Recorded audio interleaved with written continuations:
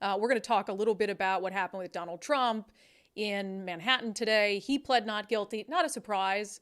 So we're going to bury that a little deeper in the show since everyone and their mother is talking about Donald Trump. But on the state front, Governor Jay Inslee just had a press conference with Attorney General Bob Ferguson, and they announced the purchase of 30,000 doses of an abortion pill. And what's interesting is they'd already ordered it. I hadn't heard anything about that, so I don't know if they were trying to do it in secrecy. The 30,000 doses, which apparently is a 3-year supply of an abortion drug called mifepristone, arrived on March 31st in Washington state. And the reason that the governor said they are doing this is because there is an ongoing lawsuit against the Food and Drug Administration over use of this abortion pill. And so it sounds like the state of Washington's like, okay, before that court case ends, and maybe you can't get this pill anymore, we're going to order 30,000 doses, a 3-year supply for Washington state. And I looked up mifepristone, and apparently it's an abortion pill that it induces an abortion, used up to 10 weeks of pregnancy. And it's been used in the U.S. for a long time, but Jay Inslee came out. My question is, are they going to get their money back for this? So are they going to sell it then to pharmacies and to healthcare providers if they're going to continue to use it? If the taxpayers footed the bill for 30,000 abortion pills, I would assume that they would then sell those rather than just simply distribute them. So we were monitoring that. That's an interesting topic to discuss, and we're going to have a conversation about that probably more at length tomorrow as we learn more about this purchase. But hello, Nicole. Nicole was over there. It was funny. We were on our live stream I was monitoring YouTube comments, and we were starting a little late, but people were like, I wonder if Brandi's waiting on Nicole. It wasn't me. No. It wasn't any of us. And Nicole's the punctual one in the group. Well, I try to be, especially for you.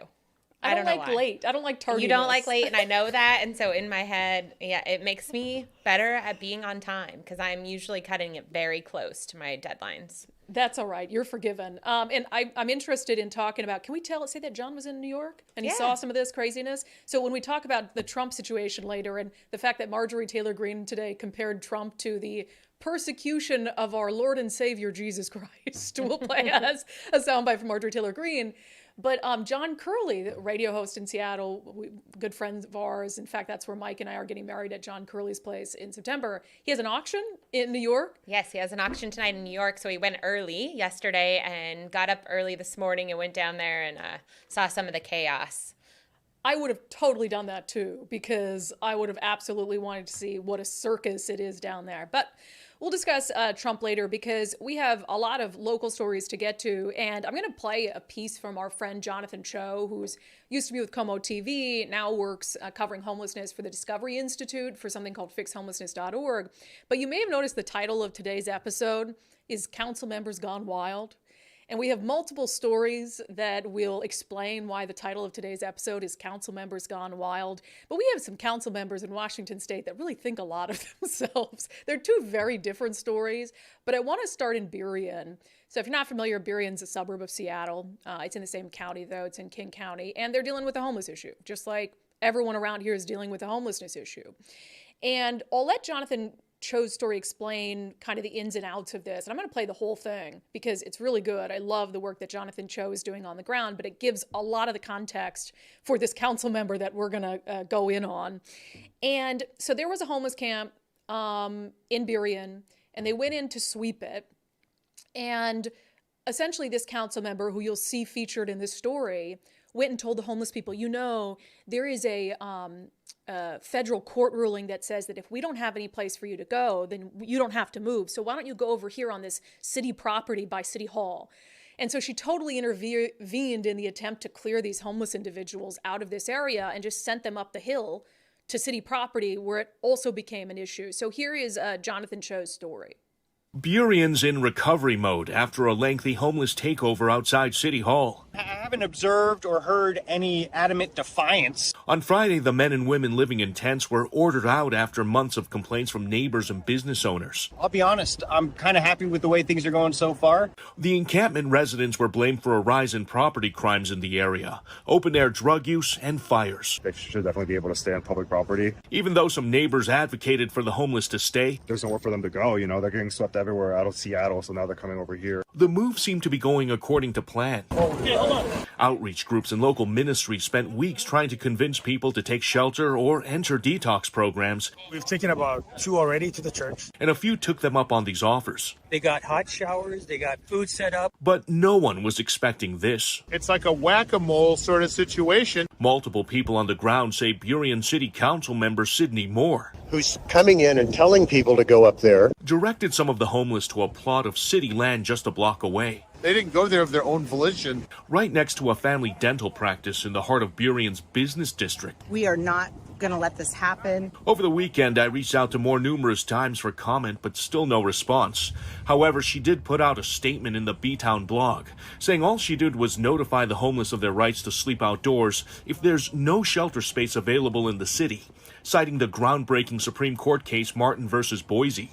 Moore went on to say in part, I acted on my own accord as a concerned individual and a leader tasked with ensuring the safety of all people in our city. I never relied on anybody in the past 7 years. And that's exactly why Alex Guillen says he moved all his belongings and set up right on the lawn at the corner of Southwest 152nd Street and 6th Avenue, just a block away from City Hall. And now our livelihoods, our neighborhood, and our city is at risk. Attorney John Cannon is preparing to file a class action lawsuit against the city for this mess and says Moore should be recalled for failing to perform her duty as a council member. If they told the citizens that they're going to get rid of the homeless camp, and they did, but then they moved it a block away, that would seem to be misfeasance. And we actually had a tent out here. Councilmember Stephanie Morris says what's happening now is undermining the spirit of the city's anti-camping laws in public parks. How long can the homeless stay there now? Right now, unless someone steps up and is able to lease it from the city, they can stay there indefinitely. There's not a lot of options for them. Scott Law owns the electric train shop across the street from this new encampment. I don't know what else alternatives I have. And says he wants to give it a chance before railroading the idea. Well, I'm sympathetic to them. They need to live somewhere. So that is our friend Jonathan Cho's reporting with the Discovery Institute. You can watch his stuff at fixhomelessness.org. It's when I'll always be like, Jonathan, can I play your stuff? He's like, you don't even have to ask, just play it. And he's doing awesome work. But you see, you have this council member who decides to take it in. Any person who serves an elected office, they also have a duty to the citizenry as a whole. And for her to go in because of her ideology, as they are attempting to move these homeless people out of the area because they've gone in. They had offered services. There had been outreach done. And we know, and this happens in Seattle and all over, that there are a lot of people who are dealing with substance abuse issues, mental health issues, and you might offer them help and they might say no. And so they're going in and trying to move these people. And she says, oh, just go over here. Because if you're not familiar, there was this Supreme Court ruling, and I know Jonathan talked about it, not a Supreme Court, but it happened in federal court in Idaho, where basically they said that you cannot move someone, like you can't have a no sit, no lie ordinance, which is something where you say you can't sleep on the sidewalk. You can't do that unless you have shelter to offer them. But that's my point is there has been outreach workers trying to get these people help. And if they say no, do you just allow them to stay in perpetuity? Because if you sweep them, then they're just going to move somewhere else. And so it's ridiculous. And so this councilwoman, council member that Jonathan Cho talked about, their name is Sydney Moore. So last night, there was a council meeting in Burien where people showed up and they were just livid. And I just go Burien because I love when people stand up for themselves. They packed this, they did remote testimony. And before some of these comments from the public, council member Sydney Moore was, I guess, defending herself. Not really, though, but saying essentially now she's responsible for all these homeless people being on city property. And now she's berating her fellow council members, saying that they need to provide them on-site services like a porta potty. Here's what she said. We've known for a long time that Martin v. Boise is in place and that if we shuffle them off the the city hall property, because it's under a condo association agreement, the only place left for these people to go is public property. We knew that. It's been plain as day. So I think that we do need to acknowledge the fact that we decided to remove people with no plan, knowing that they were going to just disperse into our city and fall who knows where. All that said, I want to go back to the question I asked previously, which is that can we at the very least put a porta potty out there so people who are stuck living outside with no restroom are not using the doorsteps of our businesses? Can we put a porta potty out there so people are not using the doorsteps of our businesses because they have nowhere else to go? And I just want to, I'm that sorry. has been I an know issue. people are upset, but let's. Do you want us to, do we want them to use a sanitary facility, or do we want them left with nowhere to go? Now, look, I don't disagree with some of her underlying arguments there. The fact that would I rather have someone defecating in the storefront of a business, or would I rather have a porta potty, even though I think that porta potty will probably be used to facilitate illegal activity like drug use and other things that I won't get into detail on. But the sanctimony, can you imagine trying to run a city, being on a city council, and that's how your fellow council member speaks to you every day? And there was this awesome citizen. Do we just have their first name? Is it just Shay? We don't know their last name? Oh, it was probably listed somewhere. Okay, because I just want to give Shay and Birian a shout out for not only taking the time to testify, but for calling council member Sydney Moore out on her absolute childish behavior. Sydney Moore and Charles Schaefer acted without the consensus of council or the planning commission and without authority. According to her letter in the B-Town blog, they acted as private citizens. I'm also a private citizen. And just imagine the consequences if imagine the consequences if any of the fed up citizens of the city had chosen to do the same without permission, without authority, or without consensus. What kind of repercussions would we be facing? I am demanding that Mr. Schaefer be removed from the Planning Commission because of this abuse of power, and at the very least, Ms. Moore be heavily sanctioned by the council for her actions. This is yet another example of her self-importance, the same attitude she exhibits in her constant interruptions at council meetings. If there are no consequences for their actions, they will continue. By the way, Ms. Moore, Burien is not solely your community. It belongs to all of us. Shay McBride. Nicole, can you punch your camera quick?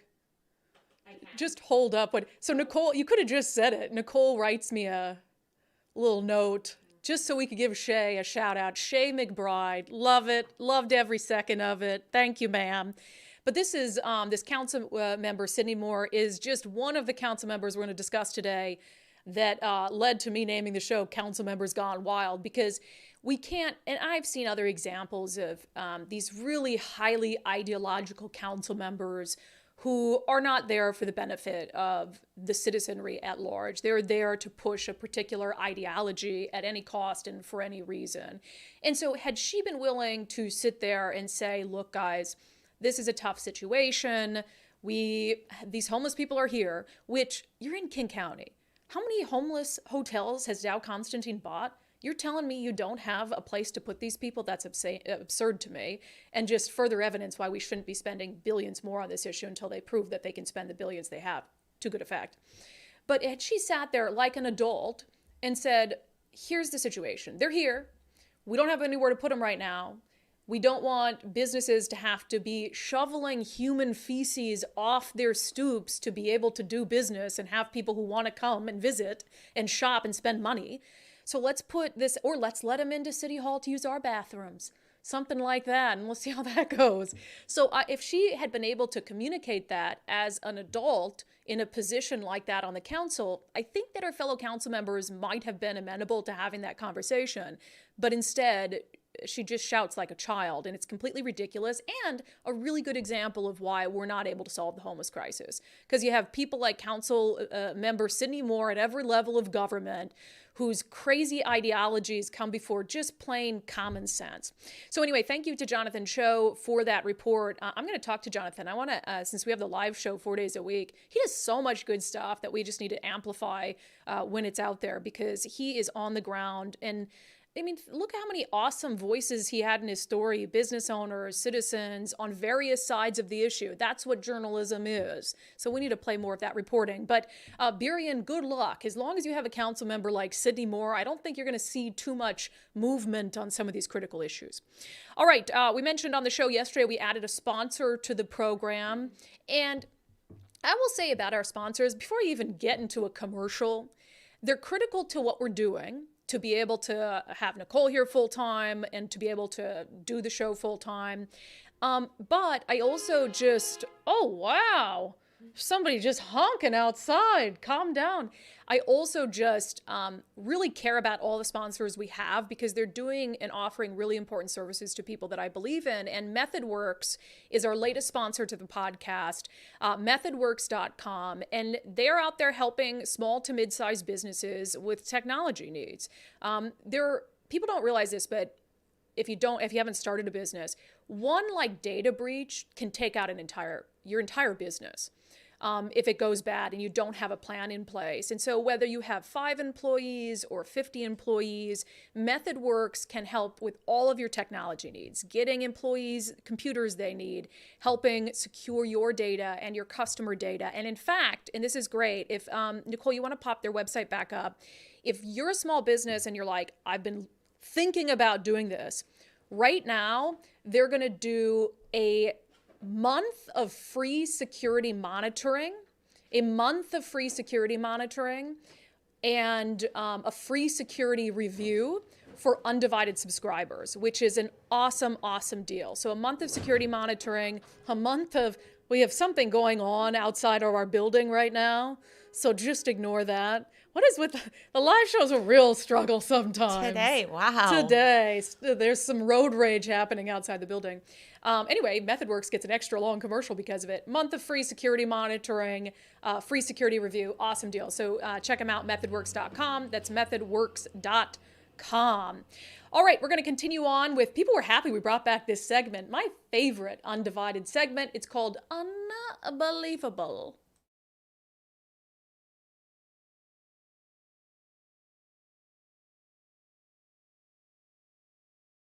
Is a council member in Linwood, Washington, that is truly a council member gone wild. I got to show you or talk about, if you're listening on the podcast, the picture that this guy posted on social media. And it's not just, look, I got a little cleave going on today. Nicole's like, do you want to show that much cleavage on the podcast today? Look, I understand, but we'll show our video listeners this picture. Okay, keep it up for a second. If you're listening on the podcast, it's this councilman, his name is Josh Binda, and he's a good-looking younger man, okay? He posts this picture on Instagram, shirtless, and it's this little pose with a tattoo out and all this stuff. And normally I'd be like, fine, do what you want. It's shirtless, no big deal. I've posted like maybe a bathing suit pic or two way back in the day. Fine, although you are a council member, so, I have some thoughts about that. But here's the other issue with this. Josh Binda posted this picture as an advertisement for the speeches he gives to children. Okay. Well, and can we be clear? This is not just, a shirtless photo looking at the camera. He's got a pouty mouth. He's looking very seductive. Is he seducing you, Nicole? Is that seductive to you? He looks very seductive. And he's got an elbow back, so it's kind of showing his chest, his pec, and his side, the indents from his abs. So It's very seductive. It's not just a topless photo. Well, okay. For the record, if my fiance is watching, I'm not seduced by it. Nicole's single, so she can be seduced by whatever she wants to be seduced by. But this is a promotional post for speeches he gives to school children. So Josh Binda has been in the news before. So he, on the side, gets paid. He made $12,000 last year giving speeches in public schools, which I think I need to raise my rate for speeches if this guy's making $12,000 in a year. And he got in trouble before from his fellow council members, and there was this investigation into the fact that he shot this promotional video, and it was at part of it at the council chambers. And so he was accused of using his position basically to profit on these speeches. So he's already been on the radar. And back when that happened, what card did he pull? Racism, because he's black. So he's like, oh, I'm just, they don't like me and it's racist or whatever. But anyway, so back to this picture. So Josh Binda posts this picture, and not only does he post the picture itself, but he has this really egotistical sort of, it's this very long post where he says, looking back 10 years, I couldn't imagine telling 13-year-old Josh Binda growing up in the projects and getting into trouble that by 23, he'd be an entrepreneur, politician, and now running his own official business, which is great. I'm super happy for him. That's an awesome life story. He goes on to say, last but not least, I truly consider myself a transformative leader of our generation, someone who's meant to shift the culture and create change, So he really thinks a lot of himself.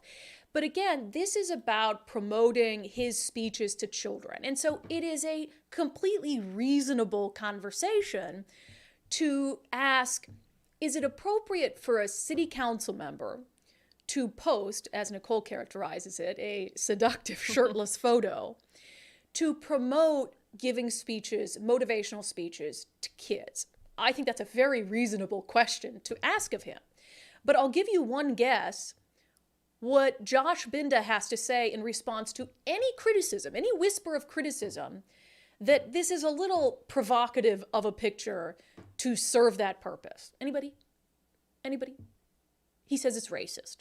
That this is about him being black and nothing else. Can you imagine? I guarantee you, Josh Binda, someone will say something about my level of cleavage today. Do I get to say that that's racist? Or sexist? Sexist, maybe, if you yeah. comment on my amount of cleavage today, not only are you racist, but you're also sexist against me, a white woman, just for the record. That's essentially his argument. So he responded to comments, and he had this whole Instagram thread, I think, or is it TikTok? I don't know what the kids are using these days. He says, I have been silent with all the racism, discrimination, intimidation, and misinformation behind the scenes at the hands of these people that control these media outlets. And he's talking about the Linwood Times. And he says, one specifically, Mario Lotmore, that you see as conservative, as he literally ran for Republican Senate. There's no Republican Senate. You could say he ran as a Republican for Senate. As they have made it their mission to tear me down because they see the influence and power I have over the next generation, and they don't like it. Are you trying to have power over the next generation? Because that's very odd. Influence, fine. You can share your story and all that. Power is a little bit weird. And then he said at the council meeting, because he spoke about this at Linwood's council meeting after the controversies sort of came out, he said, I think it's easy to sexualize something that was not meant to be sexual at all. And he talked about the sexualization of black men. Okay, that's hilarious. It's not like he was playing a shirts and skins basketball game and just happened to use that photo. He obviously took his shirt off for a photo to use for this. Exactly. And then he's like, oh, I don't want any attention or anyone to have any sort of opinion over it at all. He said the over-sexualization of and fetishization of black people and people of color is real and disgusting. Dude, can you put the picture back up for people on the video? Mm-hmm. You're sexualizing yourself. And I say it again, having been in TV news for 10 years, I can tell you that almost every day someone commented on my appearance, on what I was wearing, on a shirt being cut too low, on a dress being too tight, on heels being too high. And like I said, I do have a lot of cleave out today. And so if somebody said something about it, I'd be like, yeah, that's probably a good point. Even Nicole said something. You're like, are you sure that you want to wear that shirt today? Well, and I will say, I'm like, on that picture, his tattoo says "Love conquers," right? So, and then he makes it "Love conquers all." He's bringing attention to love, nakedness. I mean, that's what it's meant to do. It's baloney. Yeah. So anyway, the assertion that it is racist to question whether he should be posting this photo to try to get and book more speeches with children, the idea that that's racist is truly unbelievable. All right, I've been talking on the podcast for some time now about my friends at the Eastside Weight Loss Clinic. Speaking of sexualization, I feel like I look pretty good. I feel like, well, not before when I gained 42 pounds during the pandemic. Although, I felt fine. Weight is just a number, but, I wasn't feeling my most confident. I was getting a little breathy going upstairs, and then I went to the doctor's office and got weighed, and I was like, oh my God, I gained a lot of weight during the pandemic. So I called the Eastside Weight Loss Clinic back in October, and I'd heard about them on the radio a couple times, and I was like, oh my God, I gotta lose this COVID weight. Because after a certain period of time, if you don't lose the COVID weight, I don't think you can call it COVID weight anymore. That's just your weight now. And I didn't want to get to that point. So anyway, I started Eastside Weight Loss Clinic November 6th, and by the new year, I'd lost 32 pounds. So, and I'm really excited because I have a wedding coming up and I would like to feel good in my wedding dress. And so I've been telling people, if you want to cut some weight before summer, there's plenty of time on this program to be able to do that. So give Dr. Ryan Coogan a call, Eastside Weight Loss Clinic. Actually, just visit him. It's easier. Just book a free consultation online. It's 15 minutes. EastsideWeightLossClinic.com. That's EastsideWeightLossClinic.com. Make sure to tell them that you heard about them on the unDivided podcast with me, Brandi Kruse. Okay, we know that downtown Seattle is just a shadow of what it once was. Not even close. When I first moved to the city, Nicole, how long have we been friends? Maybe like 7-8 years. Yeah, probably. Were you part probably of our 7 years? Were you part of our crew that used to go out at Kel's Irish Pub, or is that before we were friends? That was before me. Okay, that was like me and Jessamine and McIntyre. Right. And we used to go trouble. I mean, we were trouble. We were both single. We were ready to mingle. And we used to go out downtown. We would go out downtown. I used to go to Kel's too, just not with you. But yes, that was, Kel's and, what was it, J&M, I think that was the other club we used to go to. Used to go to places downtown. Right. And that's not, that's normal. If you live in a big city, you usually go out downtown. And so at the time, I don't remember ever feeling unsafe downtown. We'd go out, we'd go to Kel's, it'd have great live music, and we just enjoy it. And that is just getting... I wouldn't do that now. I would go to dinner downtown. I've been downtown a couple times. I like the Nordstroms down there still. But there's, first of all, blocks of empty storefronts. So there's just fewer and fewer things to do down there. But I don't feel safe. I'm not being over dramatic. Talk to some people who have to commute along 3rd Avenue. I would never be like, Nicole, let's go have drinks downtown. I just wouldn't do it. I just had some relatives here from Wisconsin, and they went to visit Pike's Place, and she told me afterwards they didn't stay long, and it wasn't really what she expected. And I thought that was sad. That's our place. That's what we're known for. And she did not stay long because it was scary. And we went wedding dress shopping, and my mom was in town, and we went down and had sushi, like kind of by Pike Place, but I didn't take her to walk around, because my fiance would have been livid. He'd been like, you took your mother to downtown Seattle. You would have been so mad. Well, on the way there, we saw somebody being rescued on the street. Yeah, on the way there. I promise I'm getting into a story here, but I'm just ranting about downtown Seattle. Yeah, we're pulling around the corner to go to the sushi place with my mother in town from Fargo, North Dakota. And there's a guy who looks dead. We later found out he was having an overdose, and they actually saved his life with Narcan. So it's just embarrassing. So it's not a surprise that the hospitality industry is having some real challenges. And there was this good op-ed you should go read in the Seattle Times that was written by the head of the state's hospitality entity. And the headline, Hospitality Industry Urges Lawmakers to Act on Public Safety. And Anthony is the president and CEO of the Washington Hospitality Association. Sorry, I couldn't remember the name of it, but I've interviewed him in the past. And he talks about this rise in property crimes in particular being really, really challenging for people who are part was a a lucrative part of Washington State's economy because we live in a beautiful place. I mean, Seattle, if you can maybe look at it from 1,000 feet, is an exceptionally beautiful city. But when you get down at street level, not so much. And you got these restaurants and hotels and tourist attractions that are dealing with crime in a very real way. And it's not only impacting their ability to bring people in, but it's impacting their bottom line. So in this op-ed, Anthony writes about how they conducted a survey of their members.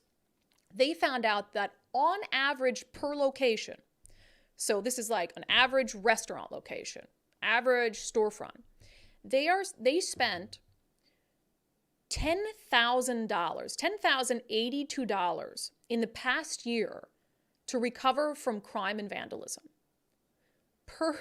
On average per member for the Hospitality Association, more than $10,000 dealing with property crime, vandalism, and other types of crime. Absolutely unacceptable. Absolutely unacceptable. How do you even operate a business like that? And then they also said, as part of this survey, that guests and employees for hospitality businesses were harassed and threatened an average of 258 times per business in the past year. 258 times per business. So that means if you're running a business in downtown Seattle, either your customers or your employees in the hospitality sector were harassed on average. They got 258 complaints about harassment or threatening behavior. That is a startling statistic. And he goes on to say that only 1 in 21 incidents are actually reported to police. And I believe this for a long time. We don't even have a clear picture. Although the crime stats are awful, it's a fraction. It is a fraction of the crime that's actually happening. Because people have gotten so fed up waiting for a 911 response, having to wait 8 hours to file a police report, that they're just not reporting it anymore because nothing happens anyway, especially with the vandalism. 1 in 21 instances, he says, in the hospitality sector of these things actually being reported to police. And so the point of this op-ed was to tell lawmakers in Olympia that you have to prioritize public safety. I mean, we're well into the legislative session right now, and we've seen really no interest from the majority party to prioritize public safety in a meaningful way. And so I don't know that anything that the hospitality industry wants this session is going to help. But I just don't know, I guess, what the bottom looks like before the majority party says, okay, you're right. We need to fix some of these things. We need to be tougher on criminals. We need to have tougher punishments. We need to enforce the laws that are on the books. We can't de facto legalize substance abuse. I don't know what it's going to take because I kind of keep over the past couple of years being like, okay, this is rock bottom. And then I'm like, okay, no, obviously that wasn't rock bottom. And then a couple months later, okay, this is rock bottom. And then I'm like, wow, it does get worse from here. And I had thought at the beginning of this legislative session that I was like, obviously they're going to fix, the pursuit law, for instance, and obviously they're going to go back and say, how can we get more officers on our police force? We have the lowest number of officers per capita in the entire country. I was like, obviously. And then no. And then there's still this pushback from them. So I guess I don't get it. And I also would ask Washingtonians, I've said I don't consider myself a Democrat or Republican. I think in Washington state, I align more closely at this moment with the moderate Republican party in this state. And it is moderate comparatively to the national party because I just think that the Democrats in our state just continue to go hard left and really cater to that uber progressive leftist wing of their party, which is just wild to me. And so I would ask the voters, if you're a Democratic voter, solid, and you're like, I refuse to vote for a Republican, I guess what would it take for you to say, I need to vote for someone else? This isn't working. And I'd really love to hear from you because I just struggle to understand that. I know political party is important for people on a variety of social issues like abortion, etc.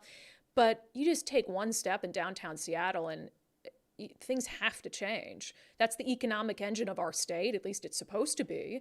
And if we lose some of this revenue in the tourism industry, the rest of the state is going to suffer as a result. So I'm glad that the hospitality industry is speaking up for itself. But when you look at those numbers and what their businesses are facing, it's absolutely unacceptable.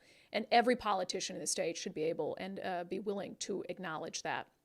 Also, a quick follow-up to a story that we discussed yesterday. Como News had this article out. So first, we opened the episode yesterday by talking about, all these elected leaders that want more money for housing. Governor Inslee wants $4 billion. Bruce Harrell wants voters to pass a $970 million property tax levy. The Regional Homelessness Authority wants a 10 times increase in its budget.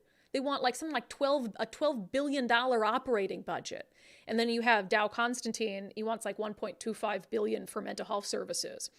And my whole point yesterday was, you have shown us no proof of performance in no other aspect of our lives. If I go to the coffee shop today and I say, hey, I'll take a almond milk chai latte, which is my normal drink, and I give them my money and then they don't give me the latte, I would never go back. But for some reason, government is the only entity where we will vote to tax ourselves with nothing to show for it. And by we, I mean the Seattle core does a lot of voting to tax itself. And I just wonder, why would you just hand over money like that is absolutely going to be thrown in the trash? And this Como article really just underscored things, and I'm not surprised by the headline. Seattle spent nearly $1 billion on homelessness, but numbers of unsheltered grow. Of course it did. Of course it did. City of Seattle spent $1 billion on homelessness in more than a decade, and the number of unsheltered people continues to rise. There is your proof. All the money we've spent has been squandered. And now you want billions in additional dollars. You want to voters to pass these property tax levies.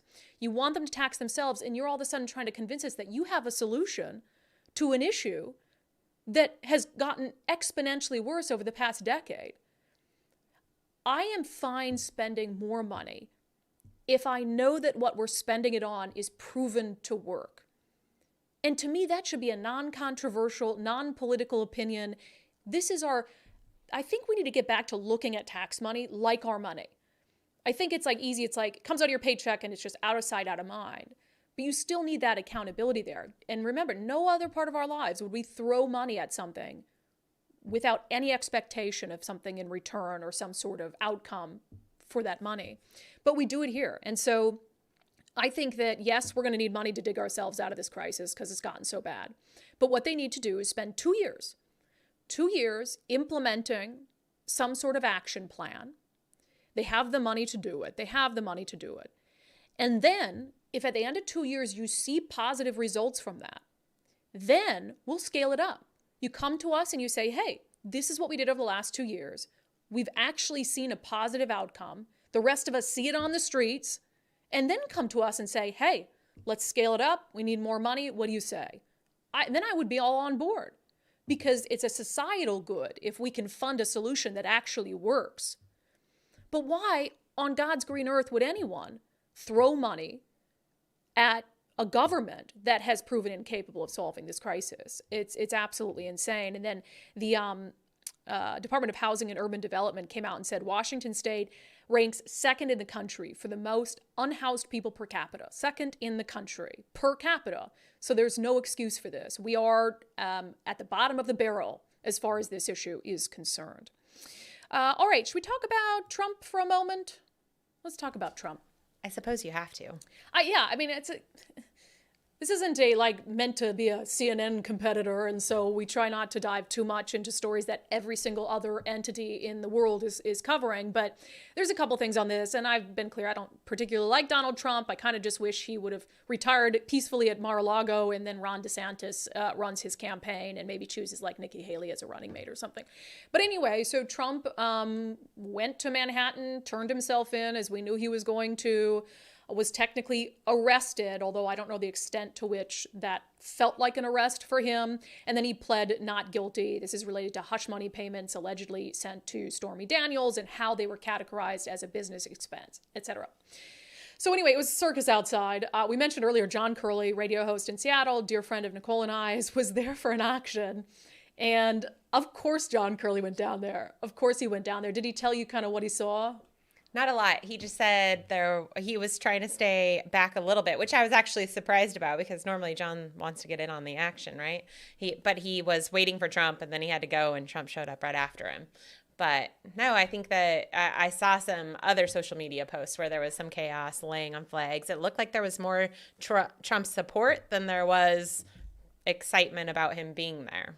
Did you see that? Yeah, and like I said, I don't want him to run for president again, but I don't think this has the outcome that some Democrats are hoping for, that it like ruins his chances of ever running again. Now, I don't know, like maybe if he goes to prison, clearly you can't be the president in prison. So I think there's a lot that remains to be seen about what the actual legal implications are for a bid for the presidency. But one, I think he rakes in a ton of money over this. I'm sure he already is raking in a ton of donations over this.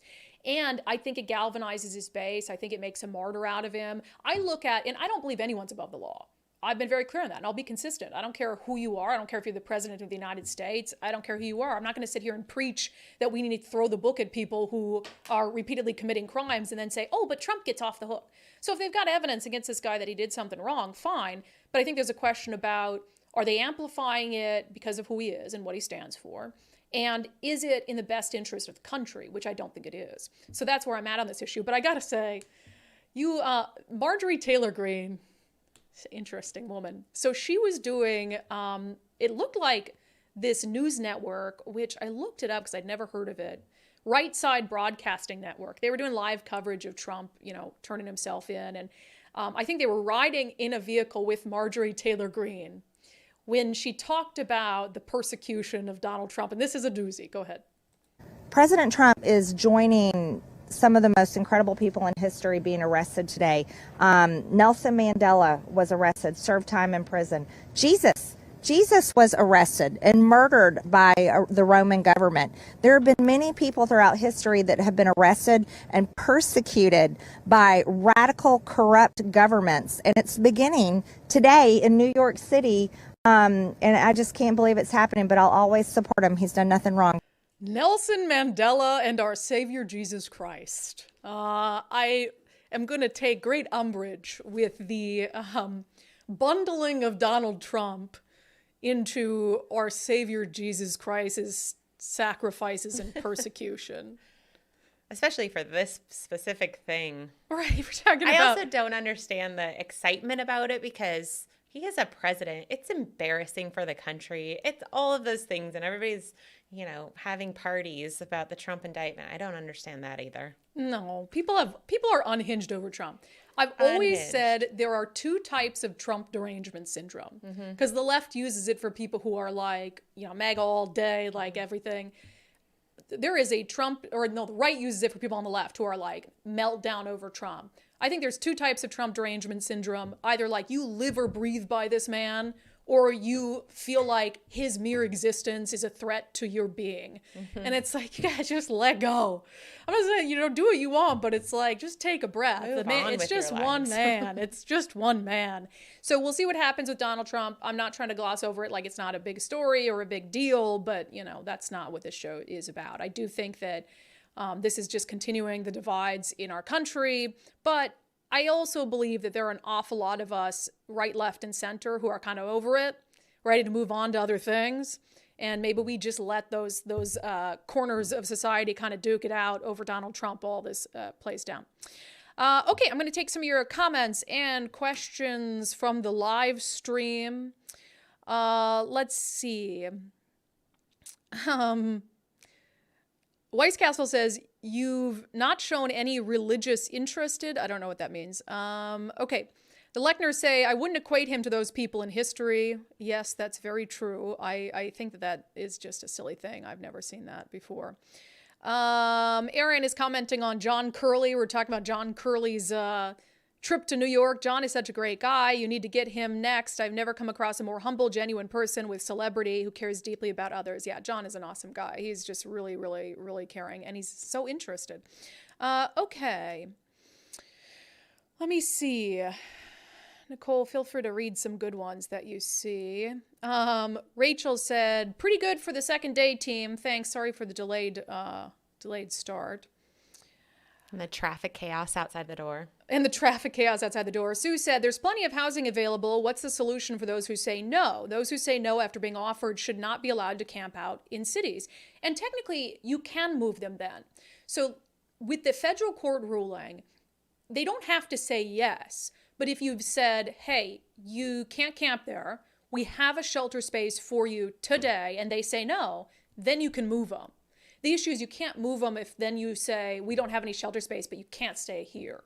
So yeah, they should be able to, if they've offered them something, move them. The Leckners say, I need to open a porta potty business. Yeah. Yeah, you could probably make money. I do think porta potties are a very lucrative business. When we go to Watershed every August, they're just making money hand over fist there. Oh, yeah. Those honey buckets. Let's see. Becky says when their lives are affected in a way that is traumatic is when they'll change their mind. So I think she's referring to the city and homelessness and how they're going to actually find a solution. Yeah, it does seem like it has to be a personal impact to you for these lawmakers to truly care about public safety. It's not enough for them to see thousands of people signing up for public testimony to say, I don't feel safe. Then they just dismiss it as, oh, you're just emotional, or, oh, you're just feeding into right-wing narratives. It's like, can't you just look at someone and say, maybe I don't agree with them politically, but they're telling me they're scared for themselves and the safety of their families. They're telling me their business is suffering. And I, as someone who wanted a job that serves the public, should listen to them without being condescending. Who would have thought? Okay, let me see here. Scrap Iron says, thank you for getting super chats up. You all are a breath of fresh air from the staleness of media. Cheers. Yeah, I'm new to super chats, so I'm supposed to... Janelle Viegas says, very happy to give you one of your first super chats. So glad to hear you and Nicole again. My hope is some of Dory's legacy will be heard here. I need to hear the truth of what's going on in this region. Much love, Brandi.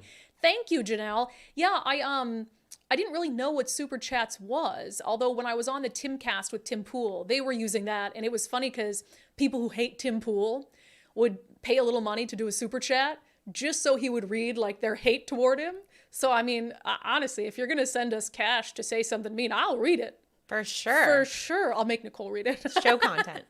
And maybe Daryl will tell me. Daryl, is there somewhere where I see all the super chats? So I want to make sure I don't miss one. Oh, I think they're just kind of highlighted. Larry Olson. The live shows are awesome. Love supporting such a refreshing take on politics and our region. Thank you. Thank you, Larry. And we're going a little late today because we started a little late. Let me see here. Weiss Castle says, my family is 4 generations of preachers and Christians. Jesus don't mind the comparison. I haven't talked to Jesus about it, so I don't know if he'd mind the comparison. Let me see. Charles says, voice of the people. Are you talking about me or Donald Trump? Or Nicole? I don't know. Let me see here. Jill says on Facebook, I believe that rock bottom is now, but we moderates are vilified with every comment or action easily labeled racist or a Trump lover, leaving us absolutely no ability to enact solutions. Yeah. Yeah. And I think moderates, it is the hardest place to be politically. And I was told once that the moderate caucus in Olympia, when it existed, moderates were called the roadkill caucus, because there's nothing in the middle of the road but roadkill. And that's how it feels a lot because, you know, and I've experienced this with the podcast. I've lost a ton of subscribers on certain days where I do a story that is like, I did a story this like a year ago, something about Trump. And I lost a ton of subscribers over it. And so it's hard to be in the middle because people people want you to choose a side. And when you don't choose a side, it can confuse people or they take it personally. And I'm not saying you guys, I mean, you guys know me well enough by now. And then, so from a financial perspective, when you're trying to build a business, it's like being a moderate and trying to do a podcast as a moderate, like it would be way more lucrative if I just picked a side and went all in on like the rage machine, but it's against everything I stand for. And so I just have to I have to stay the course and deal with the ebb and flow in subscribers for people who are going to cancel if I do say something they disagree with, which is totally your right. And the goal is to build debate. Yeah, I mean, you don't have to financially support a show that, you know, said something that you don't agree with. That's totally up to you how you spend your money. But I always tell people when I'm trying to get them to subscribe that you'll probably agree with me like half the time.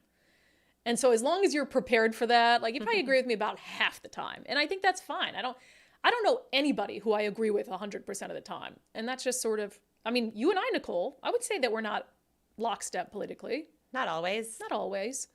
Okay, Lisa said, our city council in Spokane is out of control. 4 of them are ridiculously bleeding hearts for Camp Hope and the last occupants.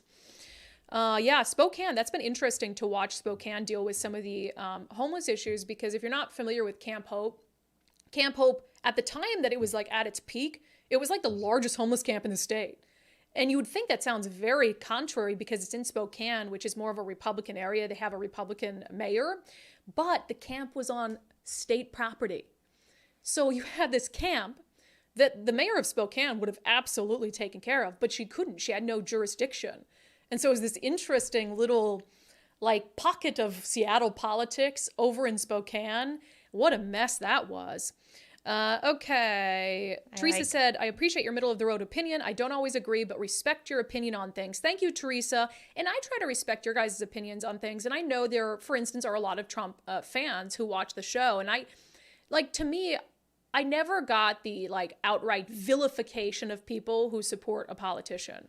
Like, I don't know your life. I don't know the life you've lived. I don't know the issues that you're prioritizing. And we have to get to a place where you can disagree over politics or a politician without demeaning people and talking down to people. And that's what we try to do on the podcast. You got one, Nicole? Yeah, Fawn Spady of the Spady family from Dick's Burger says, stay the course, choose solutions, not sides. Fawn's awesome. And the whole family over there at Dick's Drive-Ins is awesome. And you guys like do so much work in the community too. And so A+. You guys are A+. I love Fawn. Okay, let me get a couple. Brandi, you're our sane voice. I appreciate that. Black Blues says 60% of the time, I agree with you every time. Good. I love it. Okay. I think that we got a lot in. Military Reunion Network says, Brandi, I work with military reunions across the country. Each year I do a survey. I asked about media coverage of cities impacting reunion city selection. I'm assuming that you wouldn't do one of those reunions in Seattle. That would be my guess.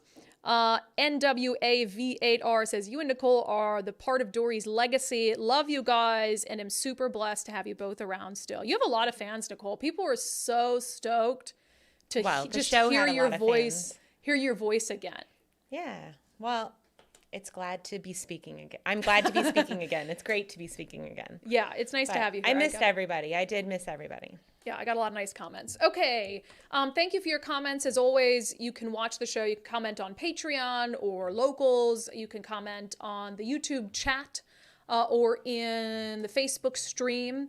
Thank you for your patience. We're going to do a closing sanity check in a moment, but thank you for your patience today. We're still, I think by the end of the week, we'll be complete experts on this. But yes, the show we can only hope. Will, in theory, start exactly at noon every day. So I appreciate your patience on that.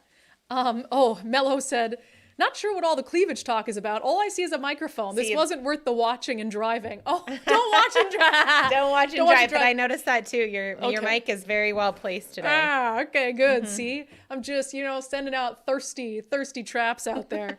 Let's see. Jason said on Patreon, I wanted to get into Patreon to read some comments. I've enjoyed every last one of your podcasts, but these noon live streams are amazing. Your no BS approach to bringing back common sense gives me an amazing sense of hope. Love it. And I'm thankful you're growing your audience even more. Thank you, Brandi and Nicole. Yes, thank you so much. And then I can read the rest of that comment about military reunions. The question on the survey was, do news reports in various cities across the country influence your decision to hold a reunion there? Follow-up was, what cities would you least likely consider? And she said she's happy to chat about the findings of both. I would love to hear the findings of both, Sharon. I got your email there, but maybe send me a message, DM on Patreon since you're on there. Okay, we will close the show as we're going to close every live show with a brief but important sanity check.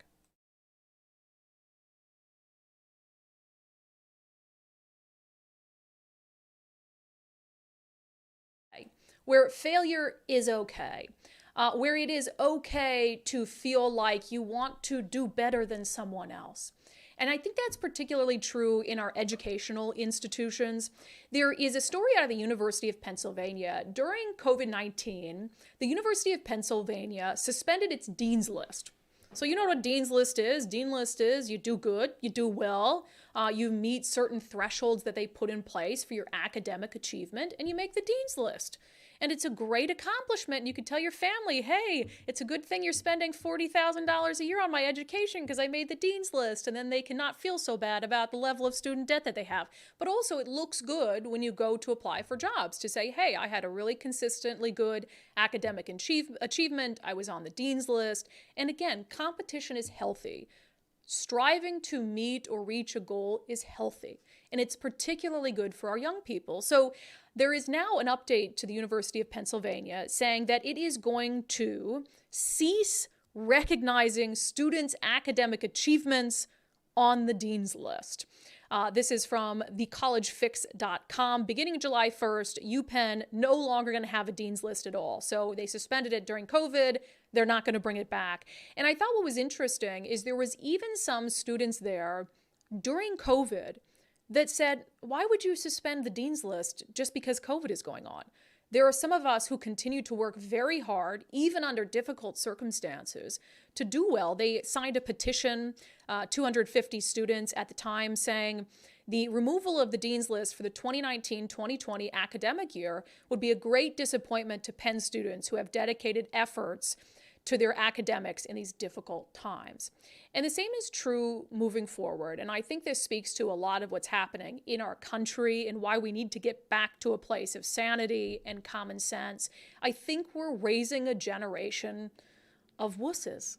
I think we're raising a generation of people who simply can't cope, who don't want to know whether someone is doing better than them academically, who don't want to be compared to another student, who are taught to believe that math is racist and 2 + 2 might not actually equal 4 and it's all just subjective.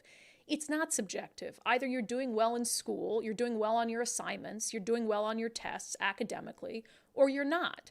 And removing that distinction for students who are working hard every single day to further their education is just plain insane. All right, that's it for today's episode of Undivided. As always, the podcast version of the show will be posted for those of you who prefer to listen to it. Thank you for being here. Thank you for your commitment to giving common sense a comeback. Thank you to subscribers to the show on Patreon and locals who help support our mission and our movement to give common sense a comeback. If you would like to find out more about how you can watch the show, how you can listen to the show, how you can subscribe to support the show, just go to undividedpod.com. That's undividedpod.com. And hey, while you're at it, if you've got a news tip or something you want us to track down, there is a contact form on the page where you can send us a nice old email. And even if you just want to say something nice to us, we will absolutely read it. All right, I will see all of you tomorrow at noon.